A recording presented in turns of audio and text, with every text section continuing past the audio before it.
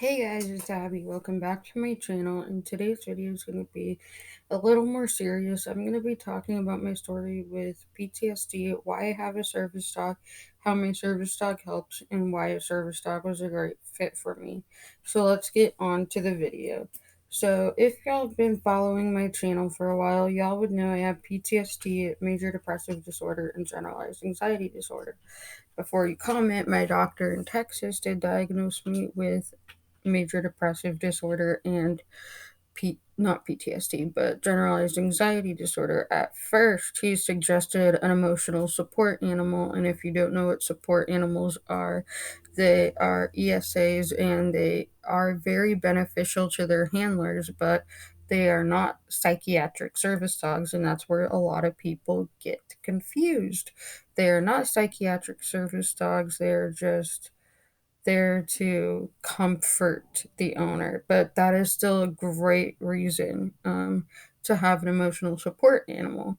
And my panic attacks were still happening, so I went back to my doctor and he said, well, your anxiety is getting so severe that I might need a service dog.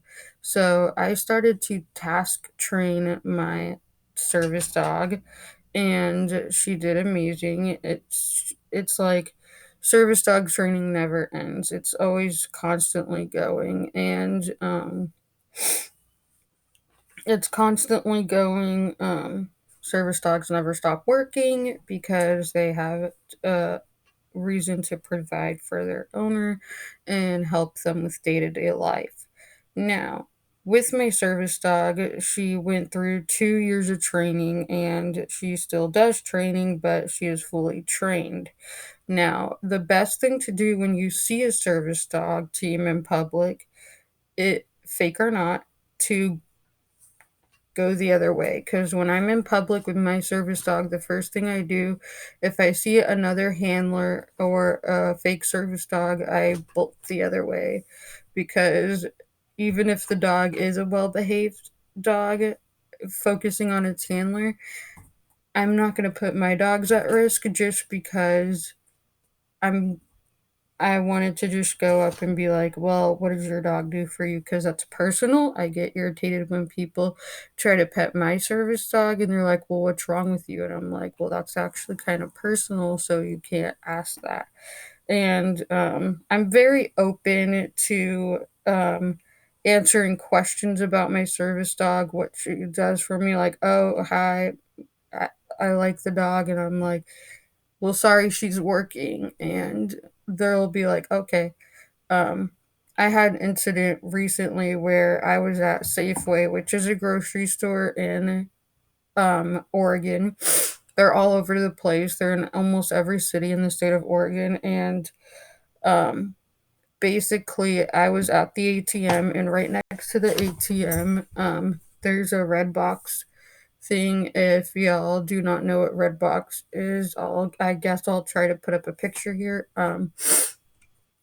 But she was renting a movie with her family, and I was getting cash out of the ATM to go pick up my prescriptions with my dog. And she has two big signs on either side of her that say service dog, do not pet.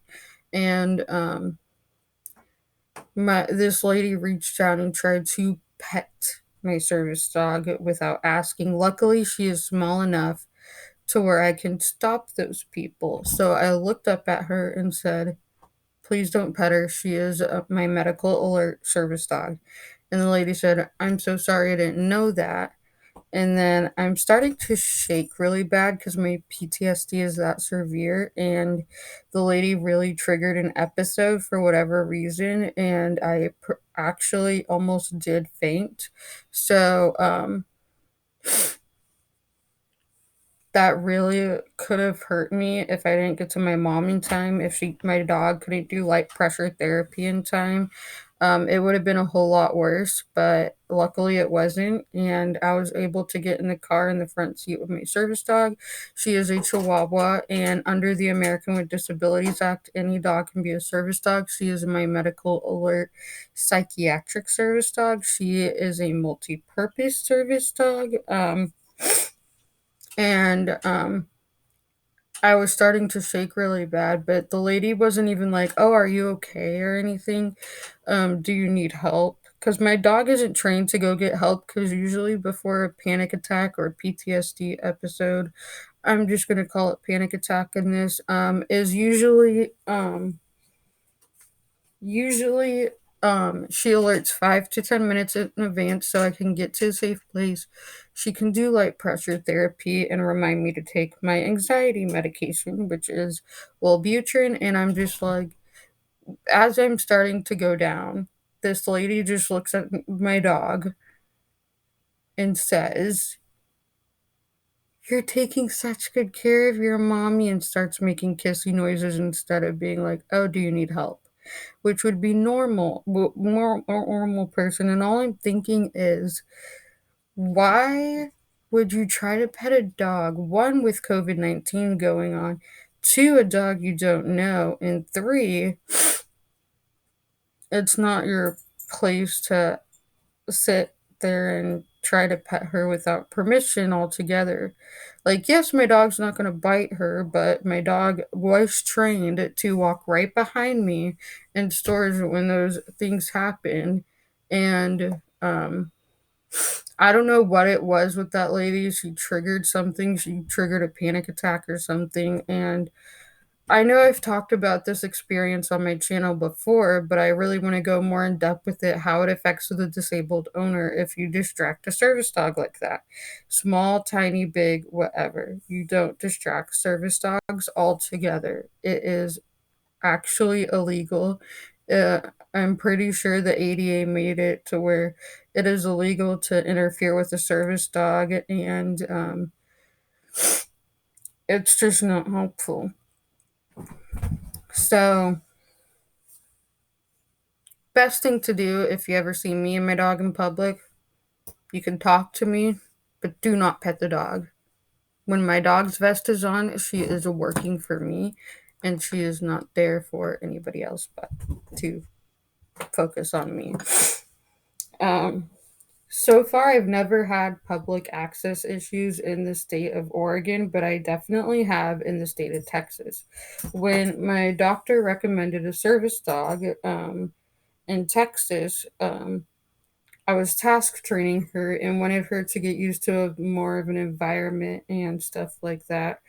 And I asked the dean of like not dean, but like the head of like disability and my counselor if I could bring my service dog in training.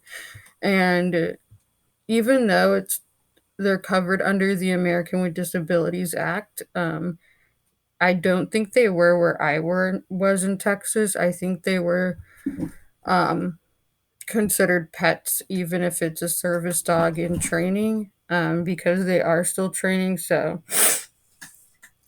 I'm pretty sure that's why it's like in Austin where I lived, they did not allow my service dog in training. But she's fully trained, and we still work on drills at home just because of COVID-19. I'm not taking her out into public. I took complete public access away from her because of COVID-19. And um, I want to protect her health as much as possible. I've just been leaving her at home.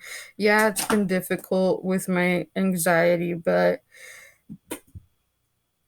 I'd rather have a full blown episode than have a panic than have my dog get COVID-19, because animals can get them too. I hope this video was very informative and educational about why you shouldn't distract service dogs and their handlers, because if you do that and something happens to the disabled owner, like what that lady did to my service dog, my cats are playing in the background. If you distract a service dog and that owner has that owner has like a seizure alert dog or something, and something happens because it's missed an alert, it's going to be your fault, and the person can file like a lawsuit or something. But my panic attack was not that severe. My dog has actually prevented panic attacks, but I hope this video is very informative and educational about why you should not pet service dogs and why you should leave service dog teams alone and all together. I love you guys so much, and I'll see you in my next video.